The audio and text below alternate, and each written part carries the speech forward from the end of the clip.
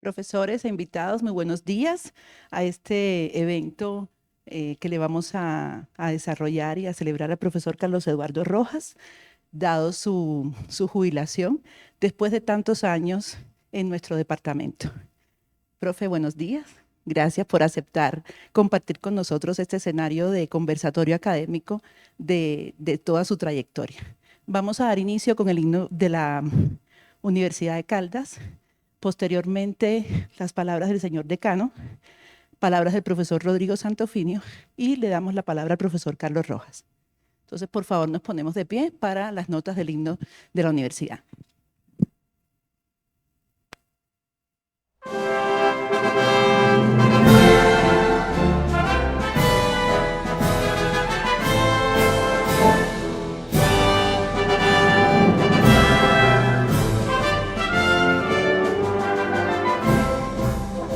En la puerta del sol de los Andes vas labrando un futuro mejor.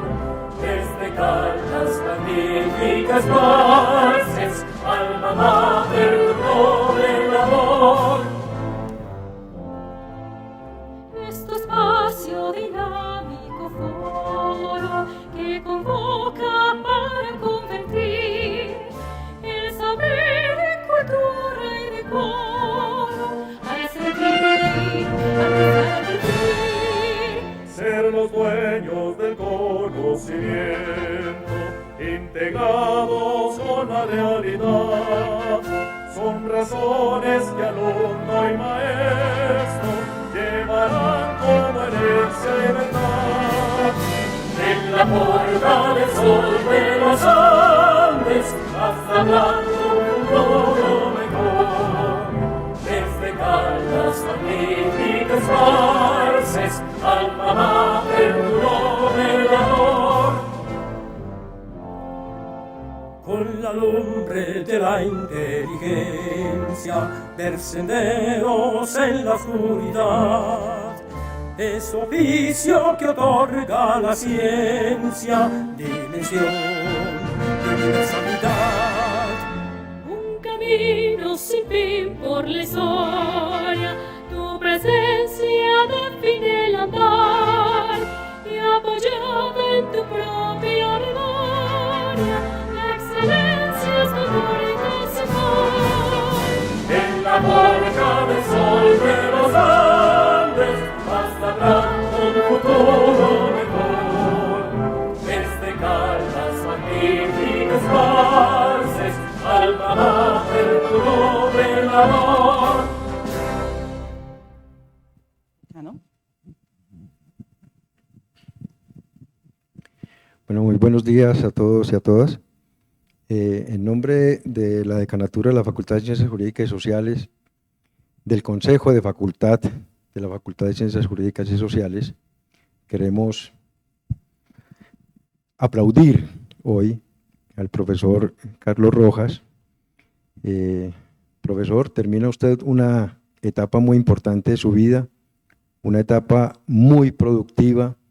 De hecho, veía ahorita la producción literaria hecha por usted, y en este momento estamos retomando uno de sus textos donde habla o donde trata el asunto de la reestructuración orgánica de la universidad, justamente para volver a retomar rumbos que seguramente en otras administraciones se han dejado un poco de lado, y nos parece muy importante la discusión que usted plantea allí sobre la estructura misma orgánica de la Facultad de Ciencias Jurídicas y Sociales.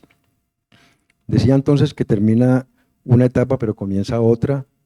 Esperamos que sea interesante, que sea buena, que sea bonita para su vida.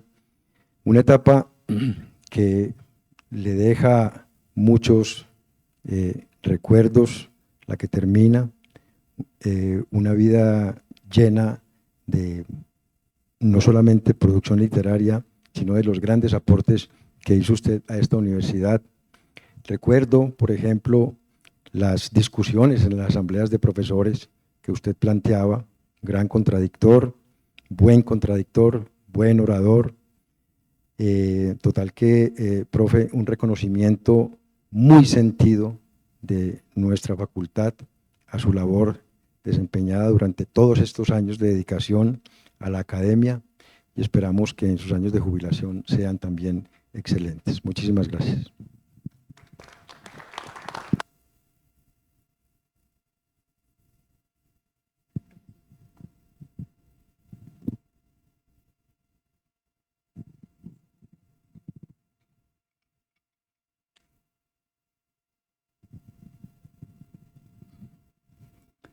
Buenos días a todos, a todas.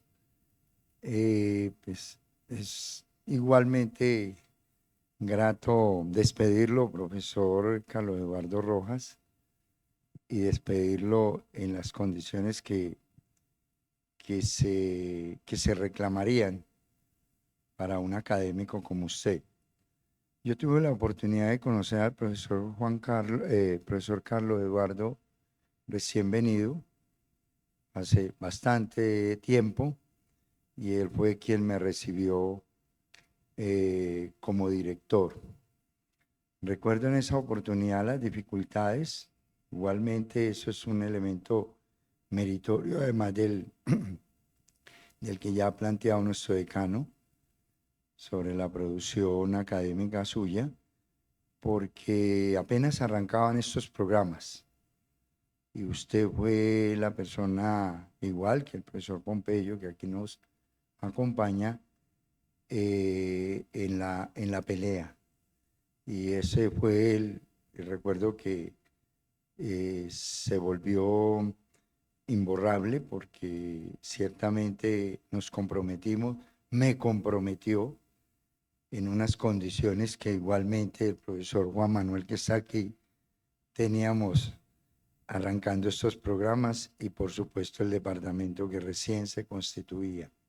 Eso me parece que es una cosa bien interesante, digamos, del carácter suyo como profesor, que nos convocó a todos, en particular, yo recién llegado, recién admitido por la universidad, a trabajar por un departamento y por unos programas que apenas tenían una promoción que recibieron ustedes, creo que alcanzaron a recibir, y yo recibí a la segunda ya como director de programa. Ese es un elemento que muestra el carácter con que usted le entregó a esta universidad, le dio a la universidad, y que por supuesto hoy ya tenemos otras dificultades, por supuesto, pero ciertamente allí se muestra, digamos, el carácter y el tesón con que usted en esa oportunidad nos convocó. Y aquí estamos. Ciertamente me parece que el reconocimiento es súper válido. Hoy tenemos otros problemas. Ya después nos pasamos a la sede de Bicentenario, y ya digamos que allí fueron otras cosas. Que reconocer igualmente de usted, profesor Carlos Eduardo, la entrega a la idea de la academia, el concepto de académico que nos llevamos, que tiene usted, igualmente, que siempre, igualmente la actitud por la formación de estos egresados que han pasado cualquier cantidad, sociólogos y sociólogas que hoy están allí, que por supuesto reconocen la entrega con que usted los forma. Ese sería un elemento clave, me parece que inolvidable, no solo el reconocimiento que hoy le hacemos a ese carácter igualmente de la capacidad para meternos en este cuento, digámoslo así, y hoy ciertamente también el elemento académico con que igualmente nos insistía para formarlos. Ese sería ya, digamos, inconvenientes personales, igualmente en un ambiente siempre de polémica, pero siempre de respeto, como igualmente lo acreditaba nuestro decano. Profesor, mis más elementales felicitaciones para usted, para su esposa, porque creo que se ha cumplió a cabalidad como académico. Felicitaciones, profesor Carlos Eduardo Rojas.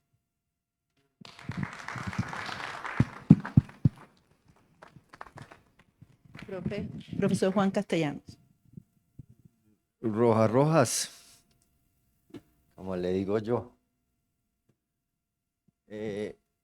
Pues con Rojas creo que entramos juntos, ¿cierto? Entramos juntos y... Hola. Mario Hernán López tiene un cuento que dice que yo de usted me acuerdo mal, yo de usted no me acuerdo mal. Con Rojas vivimos 20 años o más juntos aquí, a veces distanciados. Me acuerdo mucho que Rojas entró racional, habermasiano, y salió emocional. Supongo que así vamos a salir casi todos de aquí, uno con los años como que se vuelve blandito. Sí. Me produce mucha envidia, profesor. Espero que tenga una larga vida. Aquí va a estar pendiente de ustedes y que disfrute este tiempo que nos queda.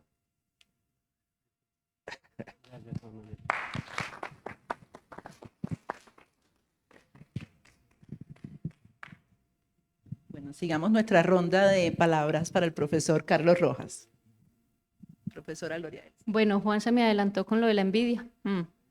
Pero yo también quería decirle, profesor, que lo envidie. Pero no de esa buena, porque esa no hay. No, profesor, de todas maneras yo sí quería agradecerle. Aquí hemos hablado del aporte que el profesor le hizo y casi siempre pensamos en el pregrado. Yo tuve la fortuna de tener al profesor Carlos no solamente como el colega en el departamento, si me permite usar esa expresión, profesor, sino que tuve la oportunidad de tenerlo en la maestría como profesor, y créame que a todo el que he tenido oportunidad he contado la experiencia tan magnífica que pues yo no quiero que sea individual, quería hacerlo público. Agradezco su aporte, lo que me enseñó, lo que me permitió pensar, no solamente como colega, con tenerlo ahí enfrente de la oficina, aunque era usted escaso realmente ahí, pero en la universidad y en mi formación. Deseo todos los éxitos, que los disfrute, que disfrute junto a su esposa, que seguramente que ha sido la mejor compañera y que le ha animado este proceso. Profe, muchísimas gracias.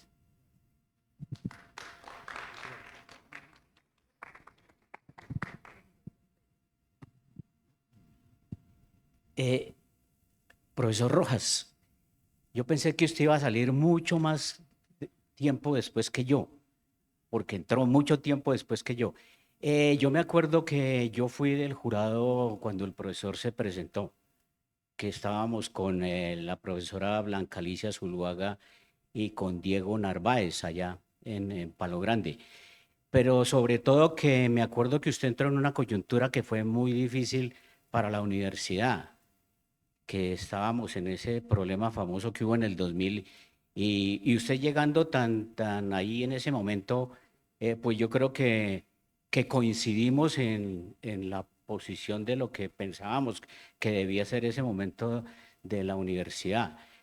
Sí, pues el profesor realmente ha aportado bastante al departamento, pues como todo, ¿no? Esto es una labor, dijéramos, muy social, pero pues hay personas que se destacan, ¿no? Como en cualquier, por ejemplo, competencia deportiva. No todo el mundo va pues ahí en el mismo lote, sino que hay unos que tienen mayor capacidad y pues van a la cabeza.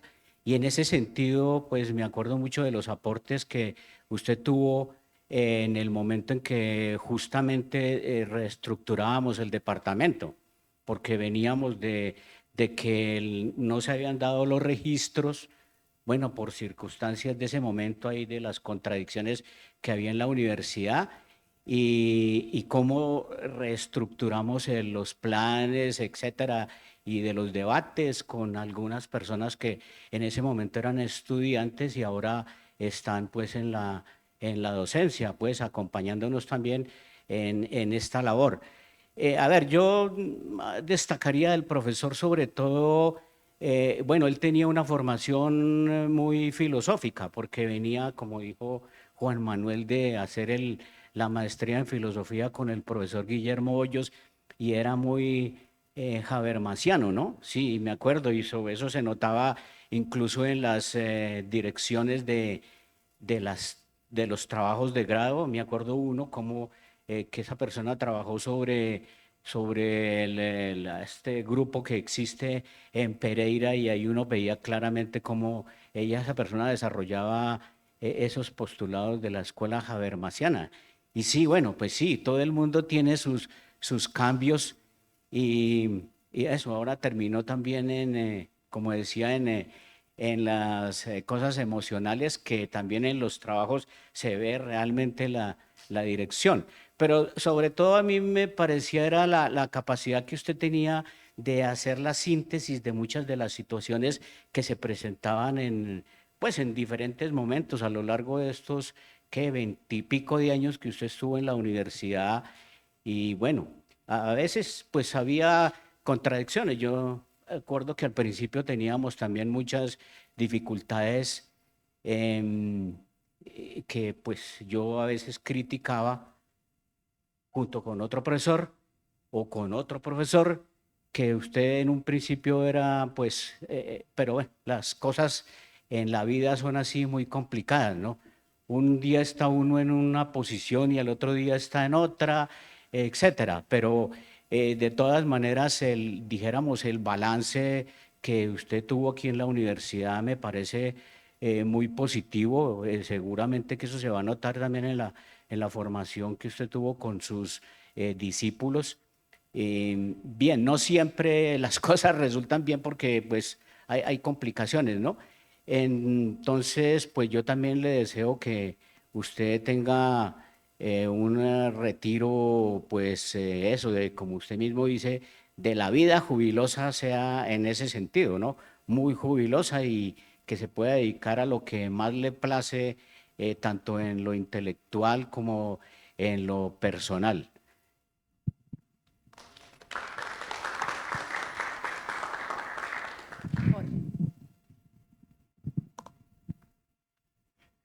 Buenos días con todas y con todos, Carlos, y pues muchas felicitaciones. Bueno, yo lo hablo desde el otro lado del estudiante, alguien que asesoró a Carlos en la tesis de pregrado. Y pues yo me llevo como 3 invitaciones que me dejó en mi vida profesional y personal y que quiero compartirlos pues con ustedes. Bueno, yo entré en el 2002. Esa época, yo creo que en Manizales nadie sabía que era un sociólogo y mucho menos que era un antropólogo. Yo creo que muchos de nosotros entramos era por el tema de las ciencias sociales, pero muy difícilmente sabíamos que era un sociólogo, que era un antropólogo.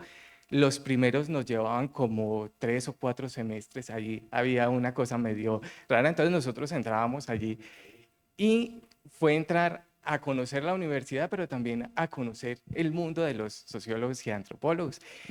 Y a mí me tocó esa etapa más filosófica, habermasiana de Carlos, y de ahí yo creo que tengo varias invitaciones que nos hizo en ese momento. La primera era desde el discurso filosófico de la modernidad, era aprender a pensar por nosotros mismos y asumir las responsabilidades de nuestros actos. Yo creo que eso no solo era un punto de vista teórico, filosófico, sino también en el punto de vista profesional. Yo viajé a Ecuador, fui director y gerente en el Ministerio de Inclusión Económica y Social, y esos 2 elementos fueron muy importantes para mi vida profesional. Pensar por sí mismos, ¿sí? Y saber que el conocimiento tiene un sentido práctico. Entonces yo quiero como agradecerle esa parte porque pensar por sí mismos es muy difícil. Yo estudio en la Facultad Latinoamericana de Ciencias Sociales. Pensar desde las ciencias sociales y debatir con Europa, con Estados Unidos o con Asia, a veces se nos hace difícil pensar por nosotros mismos. Entonces, eso está muy relacionado con esos cambios que uno va teniendo a lo largo de la carrera. No me tocó la parte de los sentimientos, de los sentidos, pues yo me quedé con la parte, con las emociones, entonces me quedé con esa. Como ese segundo gran aspecto era la relación entre la filosofía y la sociología en la parte de la epistemología. Es decir, cómo pensarse cómo se conoce, cómo se aprende. Y yo creo que eso es un articulador muy fuerte entre la teoría, el método y la práctica. Yo creo que ahí, desde las discusiones, desde Kant, desde Hegel, eran muy importantes para pensar que no solo era un acercamiento con la realidad empírica, sino que había un proceso de pensamiento. Luego, pues en la práctica uno siempre está como que la realidad desborda la teoría y entonces ¿Qué hace uno con esos marcos teóricos europeos, norteamericanos que no calzan acá y que hay que rebatirlos hablando con ellos, pero hay que tratar de superarlos? Entonces ahí queda una segunda invitación que yo encuentro en Carlos. La tercera, como ser humano, es decir, yo no he encontrado una persona que en esas asesorías se acerque con tanta vocación. Es decir, es una vocación de ser humano, de dar al otro para que mejore el otro, ¿sí? Y yo creo que eso lo encuentran unas pocas personas, y esa es como la parte, si se quiere, de la vocación. Es una invitación a una vocación de la docencia y de la investigación. Por último, invitarte a esta nueva etapa, ¿sí? Que sigues de la jubilación. Me imagino que también con mucha cercanía a la academia, pero también con el descanso, a la sociología, hacer práctica la sociología del ocio. Y esperamos que en esa sociología del ocio podamos tomarnos un café, ir a algún sitio, conocer algún lugar, porque también se trata de pasar de los libros y caminarse el mundo, disfrutar el mundo. Muchos éxitos, Carlos.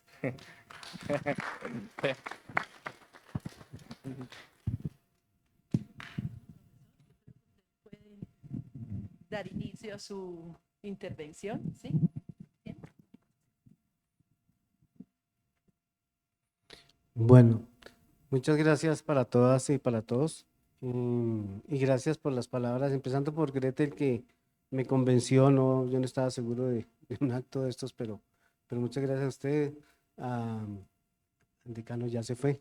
Bueno, no, allá está, Ricardo, Juan Manuel, Rodrigo, Pompeyo, Jorge, muchas gracias por sus palabras, Gloria Elsa. Muchas gracias a todos ustedes. He preparado unas palabras y pues dándole también el título y el nombre de lo que podría ser el final de una obra, ¿no?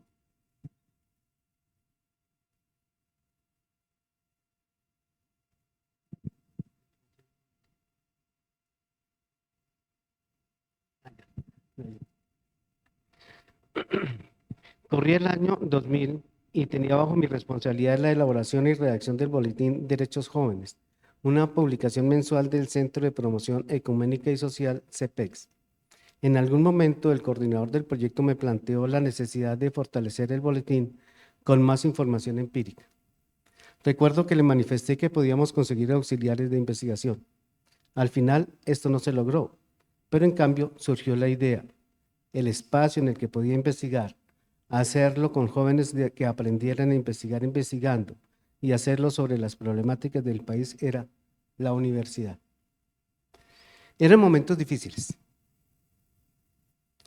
3 años antes, hasta su apartamento de residencia, un comando criminal asesinó a mis compañeros de trabajo del CINEP, Mario Calderón y Elsa Alvarado. Carlos, el papá de Elsa, mientras que la mamá quedó herida e Iván, el hijo de Mario y Elsa, se salvó gracias a que ella lo escondió en un armario. En medio de esta oscuridad, el aviso de prensa anunciando que en la Universidad de Caldas requerían un sociólogo para orientar los cursos de métodos cualitativos y cuantitativos de investigación resultó ser un rayo de luz. Unos años antes, en condición de estudiante, había conocido Manizales. Los manizaleños juegan con el espacio, con su geografía quebrada, y esto no es exclusivo de las élites dirigentes. En mi primera visita a la ciudad fui al barrio Fátima y quedé maravillado con esas casas en las que uno se introducía por el primer piso, pero una vez adentro se daba cuenta de que realmente estaba en el segundo o tercero. Finalizando septiembre de 2000, luego de superar el exigente concurso, me instalé en Manizales. Organicé los programas de los cursos, buscando y rebuscando allí conseguir los libros que en la ciudad no se conocían.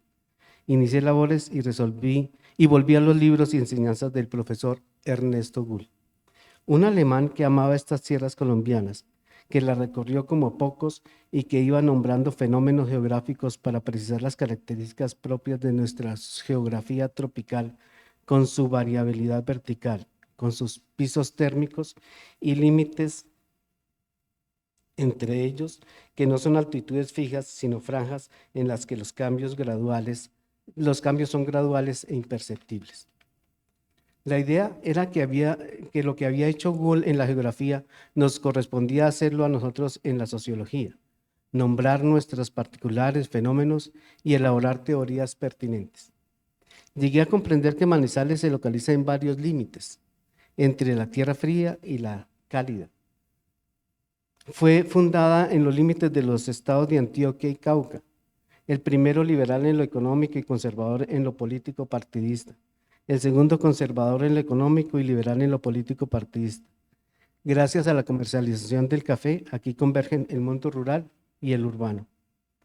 Todo ello me llevó a sugerir una propuesta. Necesitamos una epistemología desde los límites. Así la bosquejé en ese entonces. Desde cualquier lado que me ubique siempre tendré una vista parcial. Algo quedará oculto. Sé que allí está, pero no puedo verlo y nunca podría hacerlo. Para expresar estas múltiples apariencias, todas ellas esenciales, tengo que hacer una descripción compleja, decir lo que estoy viendo desde el sitio en que me encuentro y a la vez dejando entrever que esa observación, tanto tal como puede ser, es tan solo parcial porque tendré que complementarla con otras observaciones, tan totales y parciales a la vez, para al final intentar una descripción compleja de una sola realidad. Años más tarde expresé este problema en los siguientes términos. Concebido el territorio como la hora u objetivación de la actividad humana, en el espacio geográfico se requiere establecer la permanente interrelación entre el objeto por conocer, la objetivación, y el sujeto que lo ha producido, y que seguramente lo conoce mejor que el investigador que busca colocarse por encima de esta relación, sin parar mientes en que, posiblemente, si no ha reflexionado detenidamente el asunto, en su estudio está aplicando los criterios que incorporó en las propias objetivaciones, territorios, en las que se formó como ser humano y como científico. En estos dos aspectos que componen las emoterras, las emociones y el territorio, es necesario que el investigador distinga sus experiencias y vivencias territoriales de aquellos actores sociales que producen el territorio objeto de investigación, así como también sus emociones de los actores que, como agentes o pacientes, objetivan en el territorio o que ésta las suscita. Tanto por el dinamismo como por los significados otorgados, la sola observación es insuficiente para la comprensión de las emoterras, que requiere además el diálogo entre sujetos interesados y expectantes. Sus vivencias, experiencias, relatos, crónicas y demás expresiones lingüísticas constituyen recursos fundamentales para tal propósito. Las emoterras requieren estudiarse desde el continuo espacio-tiempo, es decir, concibiendo espacio y tiempo como una unidad y no como entidades separadas unas de otras, que hace referencia, una emoterra hace referencia a un lugar en un momento determinado, según sea el actor social que busque producirla, agente o que la experimente, paciente. Otra característica temporal es la memoria, que, concebida como interpenetración de pasado, presente y futuro, en la forma de un todo que no puede disgregarse en elementos individuales, permite describir las emoterras como estados momentáneos en los que convergen la historia pasada y las tendencias hacia el futuro de distintos actores que objetivan o experimentan sus emociones y que pueden derivar en la pluralidad de territorios o de territorios plurales, lo cual implica la presencia o no de conflictos sobre un asunto, sobre un espacio geográfico. El territorio es, entonces, depositorio de la memoria de los distintos actores que los han producido, de sus relaciones de fuerza, de sus emociones, de la significación otorgada, de las relaciones sociales establecidas entre ellos, de los resultados de sus luchas. Allí están las huellas dejadas por los ausentes, incluso los vencidos, los desalojados, los desterrados. Entre mi primer bosquejo y esta más reciente presentación estuvo el estudio en mis cursos de métodos y de teoría de la acción comunicativa de la reconstrucción del materialismo histórico de Habermas. Aquí hay una enseñanza clave. Marx no explica satisfactoriamente las posibilidades de los cambios en las relaciones sociales como producto de las transformaciones de las fuerzas productivas y no lo puede hacer porque los cambios institucionales requieren del lenguaje. Y no, condición fundamental para la formación de la conciencia moral y de las estructuras jurídicas válidas, legítimas. También escribí sobre estas ideas mostrando cómo las ciencias fundadas en la filosofía de la ciencia están fuertemente limitadas para entender los problemas humanos, dado que niegan a su objeto del estudio su carácter de sujetos capaces de lenguaje y acción. Superar esta limitación implica entonces recurrir a ciencias fundadas en la filosofía del lenguaje. Así pues, hoy ante ustedes podría sintetizar todo esto diciendo que requerimos continuar trabajando en la conformación de una sociología fundada en una filosofía del lenguaje situada espacial y temporalmente. O para decirlo, acudiendo a una expresión que manifesté hace unos días en la presentación del libro de Estudios Sociológicos de Caldas, Historia, Cultura y Emociones, que elaboramos junto con los profesores Rodrigo Santofimio y Pompeyo José Parada, se trata de aprender sobre la historia recorriendo el territorio y dialogando con sus productores, con sus conflictivos creadores, comprendiendo sus emociones, las que producen tanto como las que padecen. Retorno al 2001. Presenté mi primer proyecto de investigación sobre la Universidad de Caldas, pero como aún no había cumplido mi periodo de prueba, tocó esperar para tramitarlo oficialmente. Y después de haber sido aprobado, fue necesario suspender su ejecución porque mis colegas me eligieron como director del Departamento de Antropología y Sociología y luego 3 veces como director del programa de Sociología. Asumí estas responsabilidades como parte del ejercicio profesional de la sociología.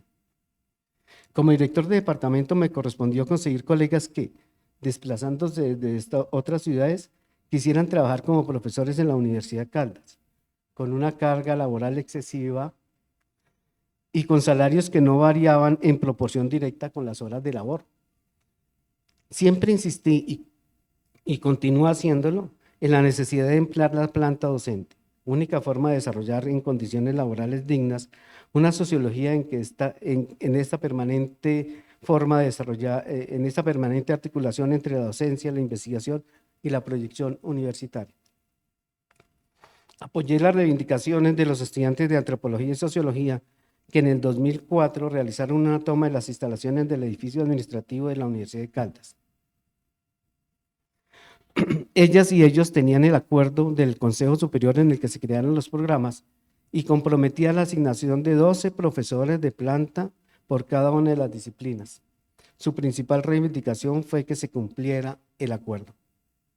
Un excelente análisis de estos acontecimientos desde la perspectiva burdiana fue realizado por Paulo César León Palacios y publicado en la revista Virajes bajo el título La violencia simbólica en la revuelta estudiantil, el movimiento estudiantil de Antropología y Sociología en la Universidad de Caldas. Paulo César León Palacios fue uno de los jóvenes colegas vinculado como profesor luego de haberse graduado en la Universidad Nacional de Colombia con trabajo de grado con distinción especial. Otros jóvenes provenían de Cali o Medellín, de la Universidad del Valle, de la de Antioquia y otros más de la Nacional de Bogotá. Llegaron con temáticas y propuestas novedosas, algunas de las cuales excedían el ámbito docente y exploraban otras formas de vivir la universidad. De las responsabilidades como director del programa de sociología solo quiero destacar 2 cosas. Haber iniciado el primer proceso de autoevaluación con fines de acreditación de alta calidad del programa y haber diseñado una estrategia exitosa para la graduación de 62 estudiantes que se encontraban represados por dificultades para realizar su trabajo de grado. Mi parte en este segundo reto lo hice bajo la consigna de pasar de la artesanía a la manufactura intelectual. En 2010, por iniciativa del profesor Julio Ernesto Vargas Sánchez, nos propusimos una investigación sobre la formación ciudadana en la Universidad de Caldas. Convocamos a estudiantes de sociología que quisieran desarrollar sus trabajos de grado en esta temática. Primero fueron 7. Marcela Salazar, Valentina Vallejo, Lorena Correa, Marcela Morales, Yadira Pérez, Nitorel González, Yesenia Olaya, la actual ministra de Ciencias. Luego,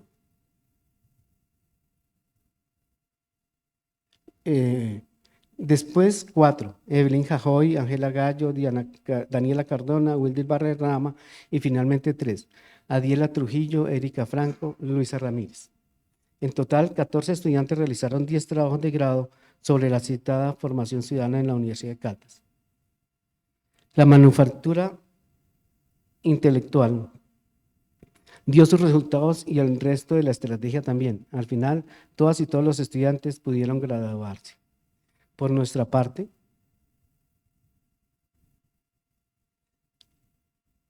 el profesor Julio Ernesto y yo redactamos un artículo que fue publicado por la revista jurídica de la Universidad de Caldas.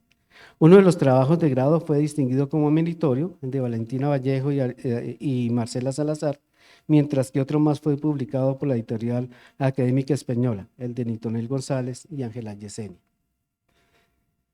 Una vez cumplidas las responsabilidades académico-administrativas, retomé la investigación sobre la Universidad de Caldas. En mis cursos de métodos de investigación diseñamos entrevistas estructuradas, realizamos pruebas piloto y sistematizamos la información que luego fue complementada con estudiantes de uno de los cursos de práctica investigativa que además trabajaron 2 temáticas cuyos trabajos como estudios complementarios pasaron a formar parte del libro que la editorial de la Universidad de Caldas publicó. El componente teórico lo desarrollé en el marco de 4 cursos de teorías contemporáneas, uno sobre la teoría de sistemas propuestas por Niklas Luhmann y 3 más sobre teoría de la acción comunicativa. Además, conformamos el grupo de investigación Ida Kansas, previendo las mudanzas de los tiempos. La investigación estuvo motivada por mis primeras experiencias en la universidad. A 2 meses de mi ingreso, la institución se paralizó totalmente por un conflicto que buscaba la renuncia del rector. Al final fueron revocados no solo el rector, sino los consejos académico y superior.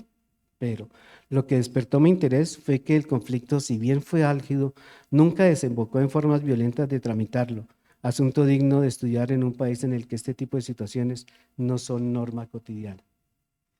Mis resultados los sinteticé así.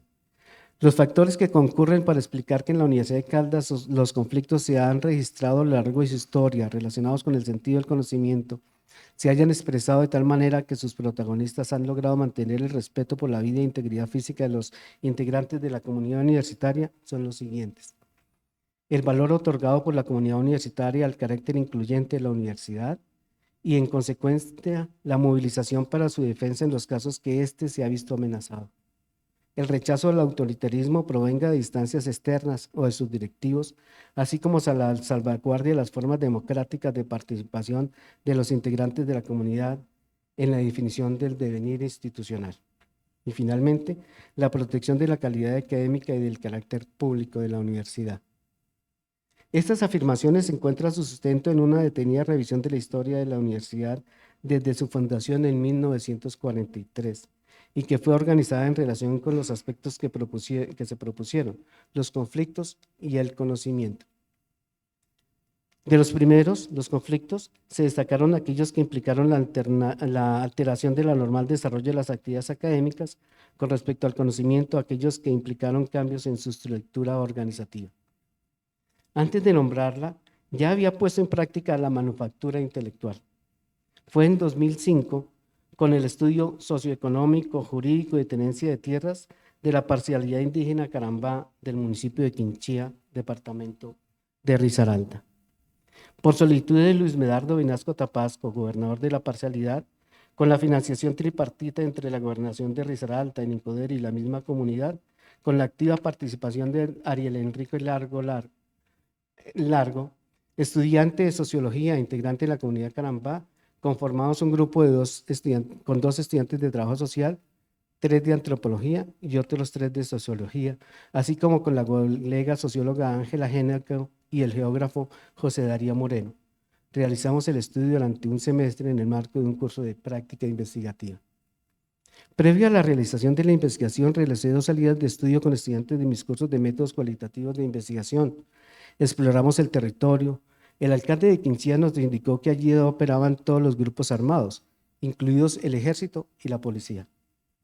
Diseñamos y acordamos medidas de seguridad y sobre esta base Ariel Enrique elaboró el proyecto de investigación que inicialmente fue pensado como su proyecto de trabajo de grado. En terreno, con el grupo de estudiantes y la colega Ángela Géneco, finiquitamos los detalles, nos organizamos en grupos de 3 investigadores y nos repartimos cada una de las veredas en las que estaban localizados los integrantes de la comunidad. Fueron 2 semanas de trabajo de campo. Regresamos a Manizales sanos y salvos. Procedimos a la sistematización y análisis de la información y a la redacción de los respectivos informes para cada uno de los grupos. Conforme con el cronograma establecido, hicimos entrega del estudio a representantes de la parcialidad Carambá, que se desplazaron hasta Manizales. También estuvieron presentes delegados de la Gobernación de Risaralda y del INCODER. En el auditorio Tulio Gómez Estrada, como muestra de agradecimiento, los integrantes de la comunidad nos ofrecieron una presentación artística. Revisando el estudio cuando preparaba un artículo que fue publicado en la revista Virajes, pensé que los informes que elaboraron cada uno de los grupos bien podrían constituir trabajos de grado a condición de presentarlos como en una investigación independiente que formaban parte de un programa más amplio. Esta fue la idea que retomé posteriormente cuando el profesor Julio Ernesto me propuso realizar la investigación sobre la formación ciudadana. Desde ese entonces prioricé la realización de trabajos de grado en grupo, siguiendo los criterios de la manufactura intelectual. Así trabajé con Noemí Arboleda, Xiomara Lemus y Andrés Puerres sobre las hemoterras de sus lugares de origen. El Putumayo, Marmato en Caldas y el Resguardo Cumbal en Nariño, respectivamente. Formulados los proyectos en un curso de práctica investigativa, realizamos la investigación de manera simultánea con mi tesis doctoral en la que elaboré el modelo conceptual hemoterras y lo apliqué al estudio de los territorios del Estado-Nación colombiano en las escalas nacional y regional para los departamentos de Caldas. Algunos trabajos de grado fueron individuales. De ello quiero destacar el de Jorge Andrés Díaz Londoño, que tituló Estado Social de Derecho y Neoliberalismo. Análisis sociológico de las relaciones de poder en Colombia a finales del siglo XX. Fue calificado como laureado y en consecuencia publicado por la editorial de la Universidad de Caldas.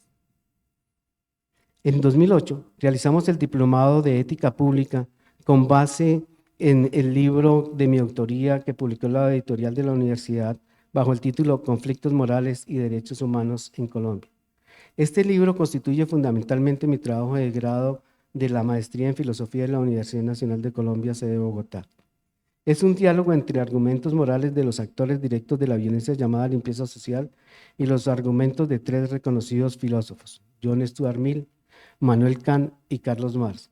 En el diplomado participaron estudiantes y profesores de las universidades de Caldas y Nacional, sede Manizales. Desde finales de 2019 acordamos con el profesor Pompeyo Parada orientar los cursos de Marx en el segundo nivel, él el segundo nivel y yo el primero. Vino la pandemia y además de asumir los nuevos cursos, nos correspondió hacerlo bajo las restricciones de los derechos civiles y haciendo uso de las mediaciones tecnológicas que se volvieron familiares para todos. El caso es que estos cursos que los estudiantes reconocían como una masacre académica, pasaron a ser los espacios de estudio de las obras de un autor importante para la sociología, pero no el único. Las notas de los estudiantes mejoraron acorde con la comprensión de la teoría, puesto que en este, como en otros cursos, asumimos el lema estudiando cualquiera. Durante la pandemia, los trabajos de grado concebidos inicialmente conforme con los criterios de la manufactura intelectual, tuvimos que adecuarlos a los ritmos diferenciados que para cada estudiante implicaron las distintas vivencias, los contagios, la enfermedad o muerte de los seres queridos, las restricciones de la movilidad, la alteración en los ritmos cotidianos de estudio. Todo ello, sin embargo, no impidió que termináramos los trabajos proyectados. Así lo hicieron Juan Sebastián Castaño, Gabriela Pinilla y Marco Rodríguez, Doris Puerres, Natalie Salazar, Daniel Reina y Luisa Mesa. Doris y Luisa obtuvieron la distinción de meritorios para sus trabajos de grado. Quiero destacar finalmente la Cátedra Libre, un espacio de diálogo entre los actores del paro nacional de 2021 y estudiosos de las ciencias sociales. Realizamos 14 sesiones en pleno desarrollo del paro y tratamos temáticas tales como la comparación con el caso chileno, la comprensión del Estado colombiano, el desmonte de monumentos y la realización de murales, la música, los nexos y diferencias generacionales, la participación de comunidades étnicas y comunidades afrodescendientes, el consumo de sustancias psicoactivas, las movilizaciones de colombianas y colombianos en el exterior, también algunos grupos de estudiantes que habían realizado trabajos sobre el paro nacional en desarrollo de mis cursos presentaron sus hallazgos. Estas sesiones de diálogo entre protagonistas del paro nacional e investigadores están disponibles en el canal de YouTube de la Cátedra Libre. Allí también pueden encontrarse una lista de videos y música del paro nacional.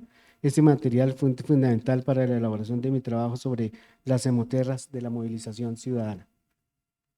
Llegados a este punto, deseo manifestarles que esta apretada síntesis de 23 años de trabajo me permite afirmar que efectivamente la Universidad de Caldas ha sido el espacio propicio para investigar, para hacerlo con jóvenes que han aprendido a investigar investigando y que lo han hecho sobre las problemáticas de sus lugares de origen, las temáticas de su interés y que al estudiarlos en conjunto permitirán hacernos una idea más compleja de este país en el que nos correspondió vivir. La Universidad de Caldas ha sido también un muy buen empleador.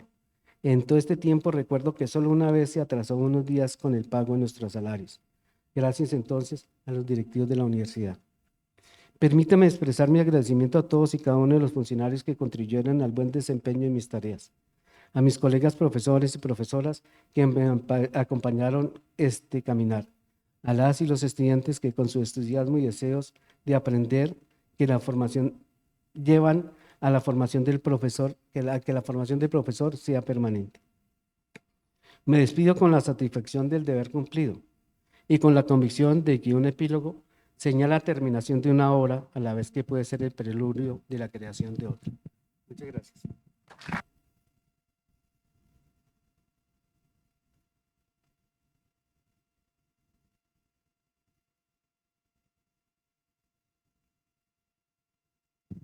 Profesor Rojas, muchas gracias. Bueno, no sé si hay preguntas, alguna otra intervención. ¿No?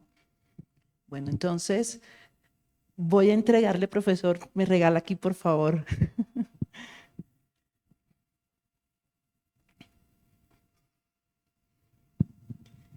Esto no se abre, ¿no? Le entrego esta placa que dice así. El colectivo docente del Departamento de Antropología y Sociología de la Universidad de Caldas reconoce al profesor Carlos Eduardo Rojas Rojas, su trayectoria,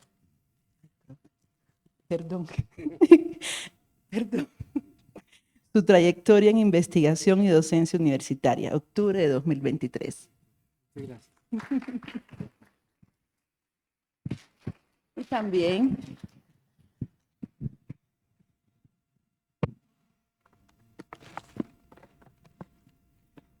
el colectivo quiere entregarle este regalo para que lo disfrute con su esposa y en su casa.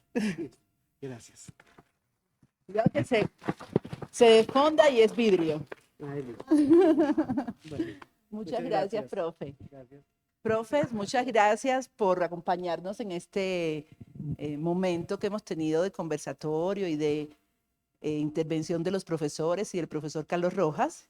Los invito a que compartamos un refrigerio afuera y que de esa manera podamos cerrar la sesión. Muchas gracias.